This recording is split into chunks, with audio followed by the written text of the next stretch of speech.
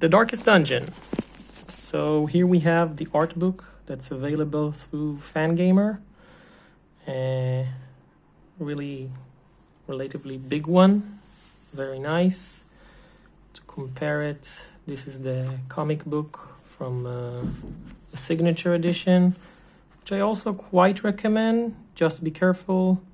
If you can get the Sony PlayStation version, it's better in a way than the Switch version, both in the way that the game is like more suitable for big screens, but also because the Switch version have like this weird asterisk thing, both in the small box, the spine, and in the big box, and I think it really takes you out of the experience.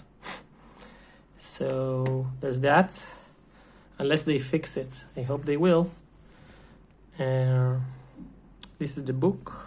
Let's see what's inside. It's got like a nice feeling with the sign over here. It's like embossed, whatever. You see that? You see the little thingies? Wait a minute. Let's move the rest of the stuff.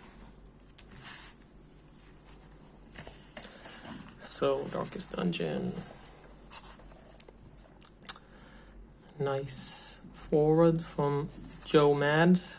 Really nice that they got him, that he's really into that game and its artwork apparently. An introduction, kind of like the introduction for the game. Game was made through Kickstarter, and that's the early work, the early ideas that they had. Just a second here. So, this art book, remember that part from the trailer? Quiet, you damnable fools. Really got the tone of the game, even though it was more simplistic. Some of the concept art, as you can see, it's not quite what we got in the final product. But it's a nice way to see how it was early on.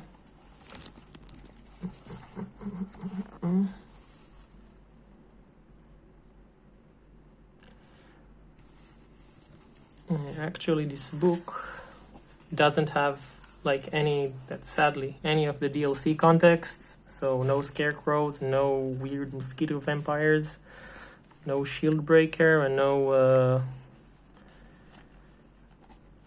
flagellant. So that's only 2 classes, and I don't know. Maybe it's gonna be for the best. Maybe they'll make like a big art book for the entire thing, because they have like, oh, that's also a nice fact. They have like a lot of artwork on the official site. If you want to just download the comic books or many of the concept art of the game, you can see it in their official site. This picture is there, that picture is there. Really nice.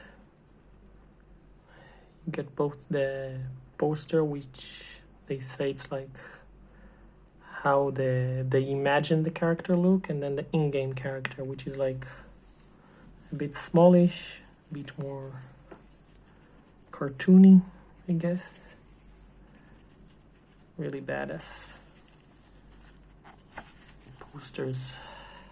Here we get like the classes. I think this is the mid and border, because those paintings are really iconic, but you can try out and do them yourself, especially when they like not colored. The Abomination, all the good stuff.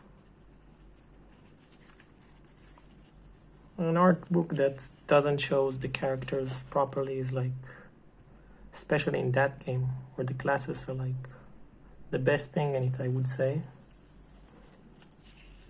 The Arbalist.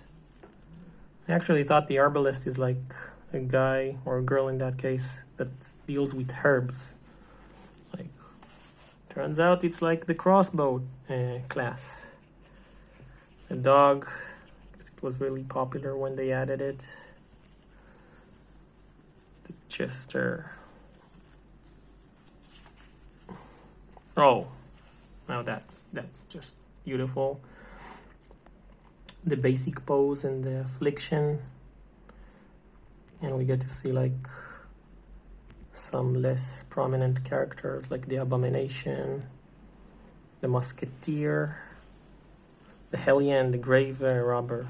Really great. Hamlet.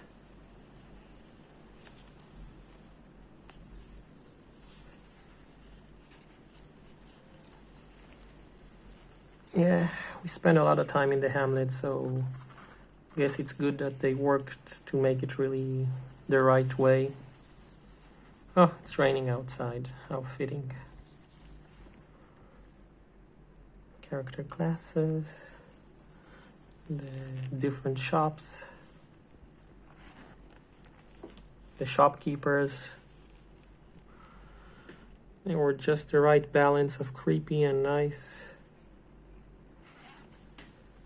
So let's see, the monsters. Kind of skimmed on some of the monsters as well. Feeling like it's not comprehensive enough because they don't show you the low-level monsters, just like the bosses and the more bigger mini-boss-like characters.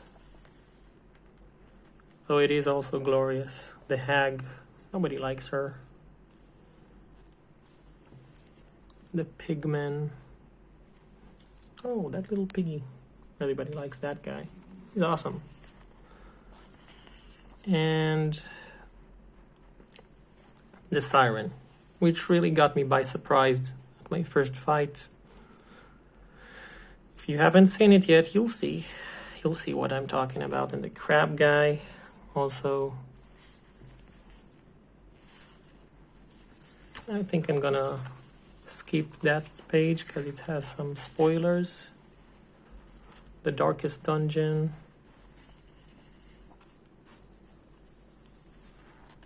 In all its glory. They also added cinematic art. I really like that they added like the ink version of those pictures because it makes it easier to understand what exactly you see. Maybe copy it. Yeah, we saw those guys on the trailer.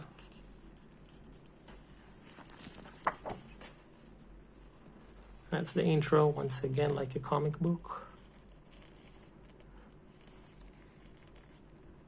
And I think we're nearing the end. All in all, I think it's really great for fans of the book, of the game. But, oh, I was missing this octopus tentacle things. And some art they made when they put out the updates. Just like it's 70 pages, so I think it's really for hardcore fans. I'm super happy I got it. Oh, the collector, isn't he adorable? And I think you might too. Just be advised that it's like not a lot of pages, not a lot of content here. Maybe they'll add some up in like an updated art book. I really hope so. But I still think it's worth it for like super fans of the game. If not, maybe you're better off getting like Hollow Knight or Dead Cells or whatever. Even though the artwork here is amazing and really iconic, it's not a big book. Still worth it, but it's your call. Enjoy and have a nice day.